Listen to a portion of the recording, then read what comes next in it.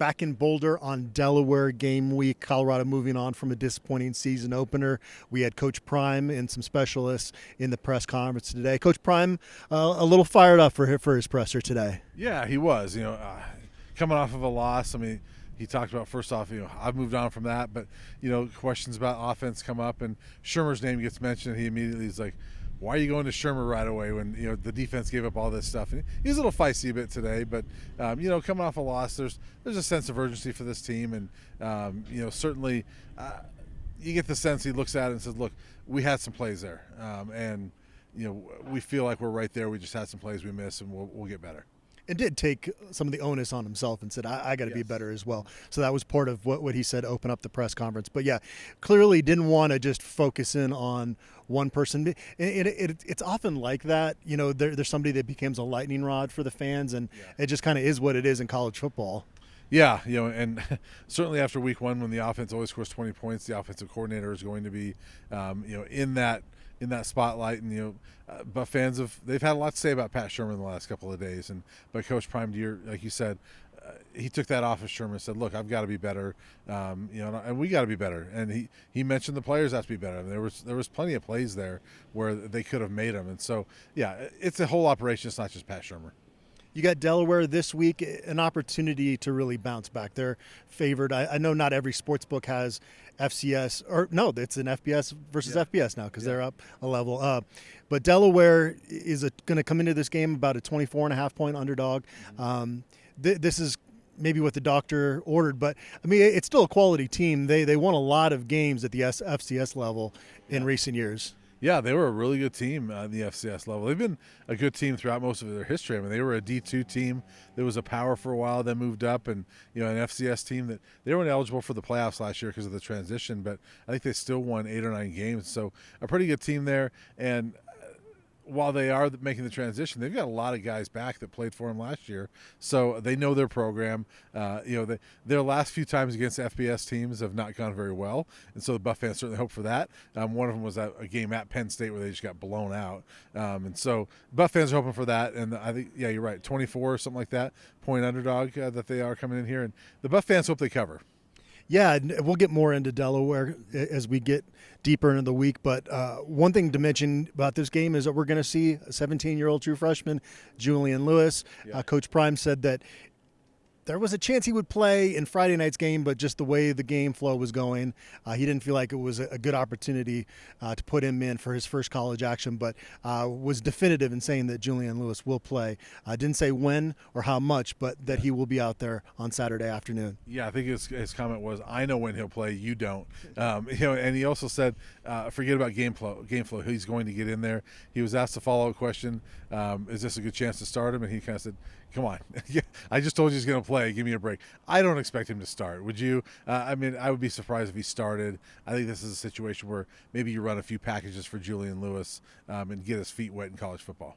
Yeah, I think some people have overreacted a little bit with Caden Salter. I think he's going to learn a lot from last Friday's game. And again, keep saying it, Georgia Tech might be one of the toughest matchups they have all year. It could be a really good football team. It's kind of still too early to say that definitively, but he's going to get better. And we saw some things to be excited about. And so he's a senior. You keep rolling with Caden Salter. But I think, Delaware, maybe Wyoming, there are certain opportunities where it seems like prime to be able to get a 17-year-old in there for his first reps. Yeah, and I also don't think that if he plays, it has anything to do with how Caden played the other night. I think it's more of you want opportunities to get his feet wet, Julian Lewis, and get him some experience. And this is an opportunity to get him some experience. I think that's what it is more so than a reflection of Caden. Is you want Julian Lewis for when there's a situation that you need him. It's not his first time ever being on the field, and so you got to get him some reps against Delaware, against Wyoming, hopefully against Houston next week. So it makes sense to play him in this game. They're probably not going to have Omarion Miller unless he has an amazing recovery here in the next few days, because he didn't practice today due to that hamstring issue he suffered on Friday night. I asked Coach Prime about Dallin Hayden as well. Said he's starting to be kind of a limited participant in practice. So can't imagine either of those two guys are going to have a huge role in this game if they play at all. But those are two positions that are pretty deep. And I thought one of the encouraging things rewatching that game again was, they've got some talent in the running backs group here. And that was a group we weren't quite sure about going into the season. Yeah, and obviously there's not a lot of bodies in that running back room, but Micah Welch ran really well. Simeon Price ran pretty well. And DeKalen Taylor only got one carry, but was a big factor in the passing game. And so those are three guys that were very productive. So you feel good about those three. As long as they're healthy, you can keep Dallin Hayden out for another week and let him mend a little bit more. And Omari Miller, you want him out there, but again, you're so deep at receiver. There's guys that didn't even see the ball the other day that still need to see the ball. So if you're missing Omari Miller, this is the week to do it. Yeah, I thought rewatching the game, Zach Atkins played pretty well. He wasn't perfect in the blocking game, but we knew that was an area that he was really never asked to do that before because he was a converted receiver early in his college career. So these games, like against a Delaware, against a Wyoming in a couple weeks, I think that's going to be really big for his development. I think Zach Atkins, by the end of the season, is going to be a pretty darn good tight end. Yeah, I think the more the season goes along, I agree with you. I mean, by the end of the season, he might look like an all-conference type tight end. And if he's going to he got a couple passes the other night, and it was late. I imagine they want to maybe get him involved early. I wouldn't be surprised to see him have some 5-6 catch games throughout this season. And he did look good. I mean, I'm looking forward to seeing him more. I was surprised we didn't see Savell Smalls at all. I think we would see a little bit more of him going forward. But Zach Atkins, that's a pretty good debut. And defensively for Colorado right now, they're kind of figuring out some personnel stuff in the secondary. Obviously, DJ McKinney's established. If he gets an interception this Saturday, he'll break the record with 4 straight games within interceptions. So something for him to try to achieve out there on Saturday. And then you feel good about – I didn't think Carter Stoutmeyer played a great game, but he's pretty established in that group. Yeah. They rotated 3 other safeties through there. They rotated 2 other corners. And I don't think any of those guys played well enough to really – demand a starting spot going forward. Yeah, and it certainly doesn't sound like it when Coach Prime's asked about it. Like, those guys are still competing. Ben Fenneseth's got the start at safety. Tawfiq Bayard, I think, played the most snaps, but Terrence Love got in there as well. And he mentioned that's a competition, and somebody's got to go out and earn it in practice. And it's a big week. I mean, we're sitting here on Tuesday. These last couple of days have been big.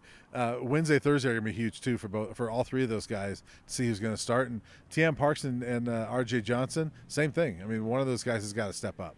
You have any other takeaways from Coach Prime's presser today? No, just